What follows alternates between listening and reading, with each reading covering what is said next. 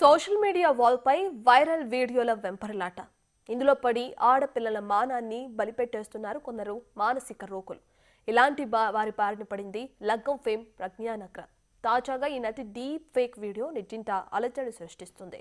గత కొంతకాలంగా రష్మిక వంటి ఎందరో హీరోయిన్లు ఈ ఫేక్ వీడియో బాధితులే. తాజాగా నటి ప్రజ్ఞా వీడియో. దీనిపై ఆమె కామెంట్స్ ఏంటి ఇప్పుడు చూద్దాం.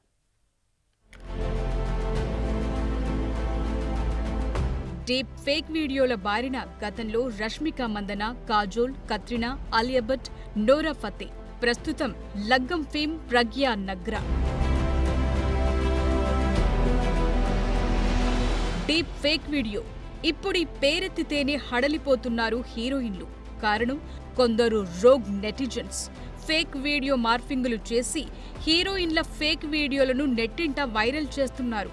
నల్లటి చీకట్లో తెల్లటి అందాల పోరంటూ అడ్డదిడ్డమైన థంబ్నెయిల్స్ పెట్టి ట్రోలెత్తిస్తున్నారు. దీంతో ఆయా హీరోయిన్లు హడలిపోతున్నారు. తాము చెయ్యని వీడియోలు సోషల్ మీడియాలో వైరల్ అవుతుంటే వైరల్ జ్వరం వచ్చినంత కంపరంగా ఫీల్ అవుతున్నారు. ఇదేంటి ఇలా జరుగుతుందని ఇరిటేట్ అవుతున్నారు.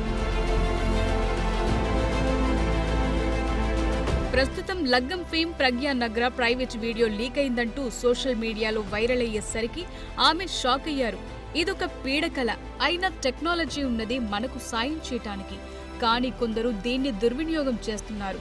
ఏఐ ద్వారా తన ఫోటోలు మార్పింగ్ చేసి స్ప్రెడ్ చేస్తున్న వారిని చూస్తే జాలేస్తోందని, ఇలాంటి కఠిన సమయంలో తాను ఎంతో స్ట్రాంగ్ గా ఉండేందుకు ప్రయత్నిస్తున్నానని, ఈ కష్టకాలంలో తనకు అండగా నిలిచిన అభిమానులకు కృతజ్ఞతలను చెప్పింది లగ్గం భామ. గతంలో కాజల్, కత్రినా కైఫ్, ఆలియా భట్, నోరా ఫతే వంటి హీరోయిన్లు సైతం ఈ డీప్ ఫేక్ వీడియో బాధితులే.